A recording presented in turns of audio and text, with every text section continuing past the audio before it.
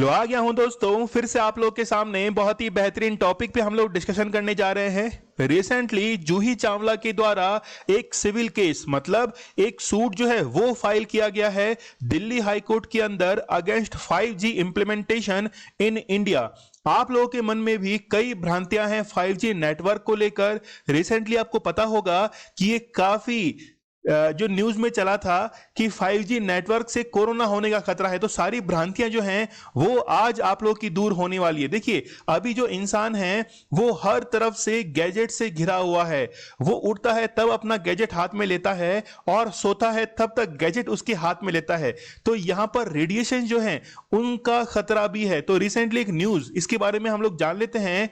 जूही चावला जो कि एक एनवायरमेंटल एक्टिविस्ट हैं, इनके द्वारा एक सिविल केस, अभी हम लोग जो बात कर रहे थे सूट की, वो एक सिविल केस होता है। तो एक सिविल केस जो है वो दायर किया गया है अगेंस्ट 5G नेटवर्क।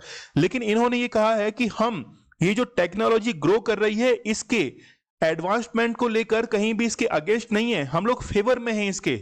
लेकिन इससे जो रेडिएशंस निकलती हैं वो काफी हार्मफुल रहती हैं, इंजीरियस रहती हैं, इसीलिए इनका ध्यान रखा जाए। तो भारत के अंदर इसके लिए क्या इंतजामात हैं, ये इसके लिए ही ये केस जो है वो दायर किया गया है। देखिए यहां पे आप लोग आर्टिकल के अंदर देख सकते हैं, Juhi Chawla file suit against 5G implementation in India.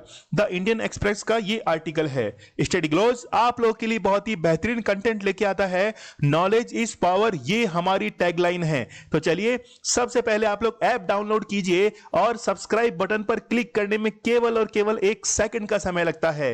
देखिए 6 लाख सब्सक्राइबर होने वाले हैं, ये सब आप लोग की हेल्प से हुआ है।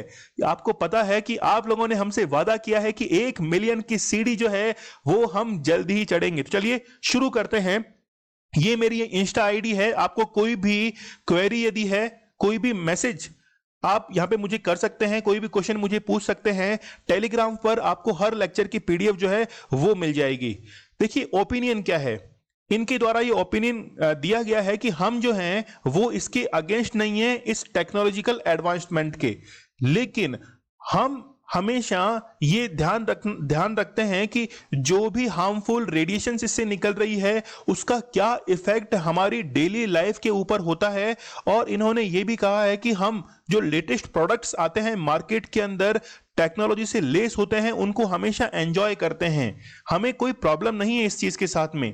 एक बार हम लोग इसके रिसर्च के बारे में देख लेते हैं, क्योंकि इनसे जब पूछा गया कि आपने इस चीज को फाइंड कैसे किया कि ये हमारी हेल्थ के लिए हार्मफुल है, तो इन्होंने कहा कि ये जो है ये हमारी खुद की रिसर्च है, इसमें हमने किसी से हेल्प नहीं ली है, हमारी ये खुद की रिसर्च है कि ये जो रेडिएशंस निकलती हैं जिसका नाम है RF रेडिएशन, अभी बात करेंगे हम लोग इसके बारे में, ये काफी ज्यादा हार्मफुल रहती हैं बॉडी के लिए।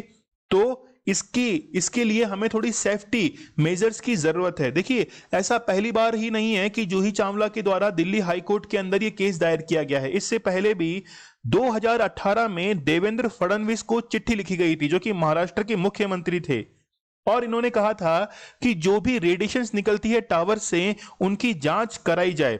और अभी जो याचिका दायर की गई है दिल्ली हाई कोर्ट के अंदर, ये सबसे पहले जस्टिस हरिशंकर के सामने आई थी, लेकिन फिर इन्होंने इसको पास कर दिया था दूसरी बेंच को। तो जानते हैं हम लोग सबसे पहले RF रेडिएशंस के बारे में। यहां आप लोग देख सकते हैं RF रेडिएशंस, इसको कहा जाता है रेडियो फ्रीक्वेंसी। RF की जो फुल फॉर्म है वो है रेडियो फ्रीक्वेंसी। देखिए जितने भी वायरलेस इक्विपमेंट्स होते हैं उनसे निकलती है ये RF रेडिएशंस। यहां हम लोग समझने की कोशिश करते हैं, रेडिएशन जो हैं वो 2 तरीके की होती हैं, एक तो होता है नॉन आयोनाइज्ड और एक होता है आयोनाइज्ड। तो सबसे पहले हम लोग आयोनाइज्ड को समझते हैं। देखिए आयोनाइज्ड वो होती है जिनके पार्टिकल्स चार्ज रहते हैं और जो ह्यूमन सेल है उसको ये डैमेज करती है, और कहीं ना कहीं कैंसर जो है इससे उत्पन्न होता है। जैसे हम लोग बात करें एक्सरे की, हम लोग बात करें वाई रेज जो है उनकी बात करें, फिर अल्फा की, बीटा, गामा रेज, इनकी यदि हम लोग बात करें तो ये कहीं ना कहीं आप लोग को पता है कि जितनी भी प्रेग्नेंट वुमेन्स हैं जब वो एक्सरे करवाती हैं या फिर हम लोग कहें कि कोई दूसरी जांच जो है वो करवाती हैं, तो उस समय कहीं ना कहीं डैमेज सेल्स को डैमेज होने का खतरा बना रहता है। लेकिन हम लोग बात करें नॉन आयोनाइज रेडिएशंस की, तो यहां पे आप लोग देख सकते हैं no proven effect at environmental levels. तो ऐसा कोई भी जो है वो इफेक्ट इसका नहीं देखा जाता है। यहां हम लोग इसमें देख सकते हैं कि जितनी भी माइक्रोवेव्स रहती हैं, ठीक है, जितनी भी माइक्रोवेव्स रहती हैं वो इसमें काउंट होती हैं, रेडियो वेव्स काउंट होती हैं, यहां तक कि लेजर लाइट जो है वो भी इसमें काउंट होती है। हम लोग बात कर रहे हैं नॉन आयोनाइज्ड की। यहां पे एक और की हम लोग बात करना चाहेंगे यूवी रेज। यूवी रेज जो है वो भी आती है किसमें, नॉन आयोनाइज रेडिएशंस के अंदर आती है। लेकिन आप लोग कहेंगे कि यूवी रेज जो है वो तो इफेक्ट करती है हमारी स्किन को। देखिए, एक कॉन्टिनेंट के बारे में मैं आप लोगों को बताऊं, ऑस्ट्रेलिया। तो ऑस्ट्रेलिया के अंदर सबसे ज्यादा स्किन कैंसर के केसेस देखे जाते हैं। वो इसलिए देखे जाते हैं क्योंकि ऑस्ट्रेलियन जितने भी सिटीजन्स हैं इनका ओरिजिन हुआ है ब्रिटेन से, और यहाँ के एनवायरनमेंट के लिए ये ठीक ढंग से उसको एडेप्ट नहीं कर पाए हैं। इसलिए यूवी रेज से इनके जो साइड इफेक्ट्स हैं, जैसे हम लोग बात कर रहे थे स्किन कैंसर की, वो ज्यादा देखने को मिलते हैं कहां पर, ऑस्ट्रेलिया के अंदर। तो यहां आप लोग देख सकते हैं कि नॉन आयोनाइज्ड जो रेडिएशंस हैं उनमें से कुछ जो हैं वो इफेक्ट करती हैं, लेकिन वो काफी कम हैं। लेकिन आप लोग कहेंगे कि सर यूवी रेस तो इफेक्ट करती हैं, तो इसके बारे में हम लोगों ने अभी देख ही लिया है। यहां पे आप लोग एक और चीज समझिए कि हर्ट्ज की हम लोग बात करते हैं कि ये जो है रेडिएशंस इनको मेजर किया जाता है हर्ट्ज के अंदर। और एक हर्ट्ज, जैसे यहां पे लिखा हुआ है 1 किलो हर्ट्ज, तो हम लोग हर्ट्ज की बात करें तो 1 हर्ट्ज के अंदर हम लोग कह सकते हैं कि कोई भी जो फ्रीक्वेंसी है वो 1 सेकंड में कितनी बार रिपीट होती है, तो हम लोग कहेंगे कि वो कितनी है, 1 हर्ट्ज है। तो जैसे जैसे हम लोग नॉन आयोनाइज्ड रेडिएशंस की तरफ बढ़ते हैं तो उनकी फ्रीक्वेंसी जो है वो लो होती जाती है। ठीक है, तो यहां आप लोगों को थोड़ा सा क्लियर हुआ होगा। हम लोग थोड़ा सा आगे बढ़ते हैं। देखिए, जितनी भी टावर से रेडिएशंस निकलती हैं ये तो हार्मफुल होती हैं, ये तो आप लोगों को पता है, लेकिन कितनी हार्मफुल है इसका कोई मेजरमेंट नहीं है। नॉन आयोनाइज्ड रेडिएशंस की यदि हम लोग बात करें तो आप लोग यहां पे देखिए कि लिखा हुआ है इलेक्ट्रोमैग्नेटिक रेडिएशंस। इसका मींस आप लोग समझने की कोशिश कीजिए कि इलेक्ट्रोमैग्नेटिक रेडिएशंस क्या होती हैं। यहां पे मैं आप लोगों के सामने एक वर्ड लिखता हूं। सबसे पहले मैं लिखता हूं इलेक्ट्रिक, ठीक है, और फिर लिखता हूं मैग्नेटिज्म। तो इलेक्ट्रिक जो करंट है उसके कारण मैग्नेट प्रोड्यूस होता है, और मैग्नेट प्रोड्यूस होने से जो भी वेव्स प्रोड्यूस होती हैं उसे ही कहा जाता है इलेक्ट्रोमैग्नेटिक रेडिएशंस, उसको कहा जाता है। ठीक है, तो आप लोगों को ये समझ में आ रहा होगा। और जहां भी जिस भी एरिया के अंदर ये स्प्रेड होना शुरू हो जाती हैं उसी एरिया को कहा जाता है इलेक्ट्रोमैग्नेटिक रेडिएशंस एरिया, जो कि टावर के नजदीक होता है। तो टावर के नजदीक ऐसा एरिया जो है वो जल्दी बिल्डअप हो जाता है। देखिए, यहां पर एक इंपॉर्टेंट टर्म की हम लोग बात करना चाहेंगे और वो है सार वैल्यू। इसका मींस होता है स्पेसिफिक एब्जॉर्प्शन रेट। इसका मींस है कि जब भी टावर से कोई रेडिएशंस निकलती हैं तो आपका स्मार्टफोन जो है वो उसको डिटेक्ट करता है और एब्जॉर्व करने की कोशिश करता है। जब आप लोग नया सेल फोन परचेज करते हैं तो उसके बैक कवर पर एक वैल्यू लिखी रहती है। यहां पर आप लोग देख सकते हैं 0.616 और देख सकते हैं कि 0.548। ये क्या चीज है? इंडिया के अंदर जो सार वैल्यू अलाउ है वो है 1.6 वॉट पर केजी। ये इंडिया के अंदर वैल्यू अलाउ है, जबकि यूरोपियन कंट्रीज की हम लोग बात करें तो वहां पर 2.5 वॉट पर केजी जो है ये वैल्यू अलाउ होती है। तो आप लोग देख सकते हैं कि जब सिग्नल्स आते हैं टावर से तो हमारा फोन जो है वो कितनी रेज को, रेडिएशंस को एब्जॉर्व कर रहा है। यहां पे हम लोग डिफरेंट कंपनीज के फोन जो हैं उनकी सार वैल्यू देख सकते हैं। यहां पे देखिए स्पेसिफिक एब्जॉर्प्शन रेट जो है यहां पे आप लोग देख सकते हैं, और इसी के अकॉर्डिंग जो है वो मोबाइल परचेज किया जाता है। लेकिन इंडिया के अंदर अभी इतना एडवांसमेंट नहीं है कि हम लोग इन चीजों को देखने की कोशिश भी करें। देखिए, यहां पर अब बात की जाएगी 5G नेटवर्क के बारे में कि 5G के अंदर G जो होता है इसका मींस होता है जनरेशन, और ये 5G काम करता है 3 बैंड्स के ऊपर। तो मेनली है लो band, mid band and high frequency band जो है इसके ऊपर 5G नेटवर्क काम करता है। लेकिन आप लोगों के मन में एक क्वेश्चन और होगा कि फिर ये 4G से 5G के लिए हमने स्विच क्यों किया है, तो यहां पे आप लोग देखिए सबसे इंपॉर्टेंट है लेटेंसी। यहां पे काफी कम हो गई है, 10 मिली सेकेंड जो है यही रह गई है। इसका मीन्स है कि जो सिग्नल्स डिले होते हैं उसकी रेट है ये कि कितने टाइम जो है वो सिग्नल्स डिले होते हैं, तो काफी कम जो है।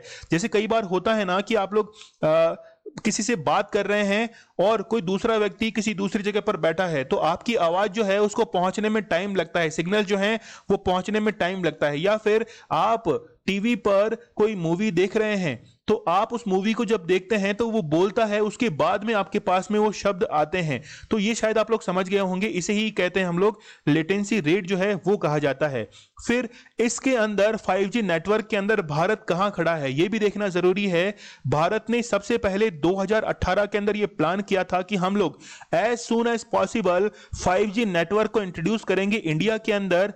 लेकिन जब 2G नेटवर्क ग्लोबल लेवल पर 1991 के अंदर इंट्रोड्यूस किया गया, तो भारत में वो आया 4 साल के बाद में 1995 में। 3G नेटवर्क इंट्रोड्यूस किया गया पूरे वर्ल्ड में 1998 में, और भारत में आया वो 10 साल बाद, या तो हम लोग कहें कि 2008 में आया। 4G नेटवर्क जो है वो इंडिया के अंदर इंट्रोड्यूस किया गया आफ्टर 7 ईयर, मतलब विश्व में आया 2008 में, और भारत के अंदर 7 साल बाद उसको इंट्रोड्यूस किया गया। हम लोग कहेंगे कि 2015 के अंदर उसको इंट्रोड्यूस किया गया। और अब 5G नेटवर्क के लिए ये है कि अर्ली 2022 के अंदर ये जो है वो इंट्रोड्यूस किया जाना चाहिए। यहां पे हम लोग एक पार्लियामेंट्री कमेटी की बात करेंगे जिसको हेड किया है MP शशि थरूर के द्वारा, और उन्होंने कहा है कि ये जो डिले हुआ है 5G नेटवर्क के अंदर, ये कहीं ना कहीं कोविड के चलते हुआ है। और फिर उनके द्वारा ये भी कहा गया कि 5G सर्विसेज जो है ये जल्द से 2022 के अंदर अब इनको लॉन्च कर दिया जाएगा। यहां पे हम लोग और देख सकते हैं कि साउथ कोरिया जो है इसकी 85 सिटीज के अंदर 5G नेटवर्क को लॉन्च कर दिया है। और पूरे वर्ल्ड के अंदर सबसे पहले 5G नेटवर्क को लॉन्च करने वाला कौन सा था? साउथ कोरिया था। उसके बाद में चाइना बना और फिर USA बना। फिर तो काफी ज्यादा जो है फिर इसके अंदर लाइन लग गई। UK बन गया, सऊदी अरब बन गया, स्पेन बन गया, UAE बन गया, ऑस्ट्रेलिया, जर्मनी और रोमानिया इसके अंदर फिर सीधे सीधे काउंट हो गए।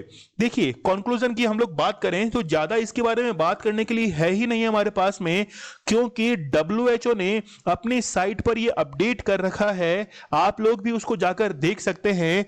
क्या है वो अपडेट कि no adverse health effect has been causally link with exposure to wireless technologies. मतलब इसके बारे में जो है वो ज्यादा रिसर्च पेपर अभी तक पब्लिश नहीं हुए हैं। कोई खास इसके लिए हमारे पास में रिसर्च नहीं है जिसके बेसिस पे ये कहा जाए कि 5G नेटवर्क जो हैं वो हार्मफुल हैं।